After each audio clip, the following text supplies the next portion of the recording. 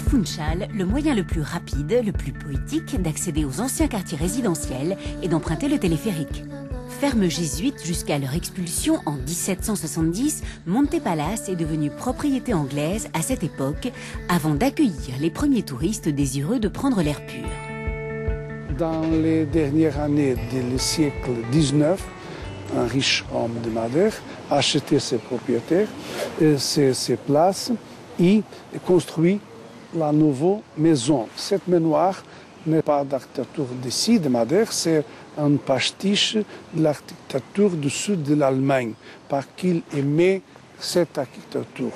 L'hôtel a commencé à fonctionner en 1904 et construit aussi les lacs pour les loisirs des hospedes.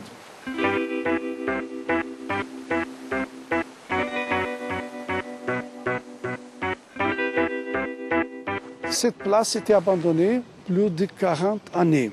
Et en 1987, M. Berardo a acheté cette place, fait un musée d'art africain et un musée de minéraux, et introduit des grandes collections de plantes ici. Et aujourd'hui, ce jardin, c'est un vrai jardin botanique, avec une grande collection botanique. Né dans un quartier proche de celui-ci, le nouveau propriétaire est parti en Afrique du Sud. Il y a fait fortune, a rencontré l'art africain, les pierres précieuses.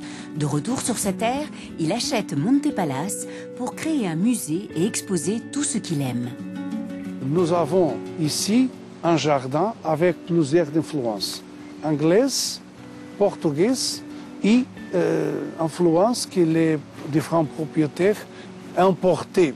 Et nous pouvons dire que maintenant, dans ce jardin, nous avons des différents jardins thématiques. Dans son jardin, M. Berardo rend hommage aux cultures qui ont fait sa vie.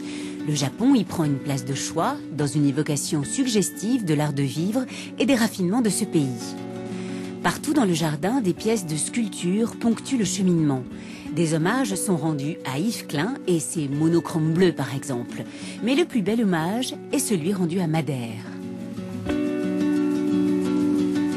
Dans cette place du jardin, M. Berardo invitait moi pour présenter la forêt qui existait avant le peuplement de Madère. Quand les premiers Portugais arrivaient ici à Madère, dans cette place existait l'Orisilva, la forêt indigène de Madère. 20 ans après, nous avons une petite forêt ici, avec, par exemple, c'est Juniprier, c'est le Juniperus cedrus madeirensis. C'est un arbre indigène de Madère.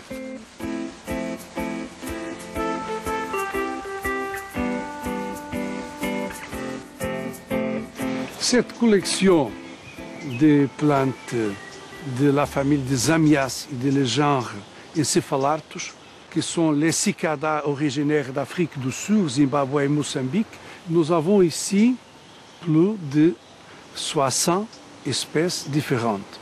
C'est le 4 ou 5e collection dans tout le monde.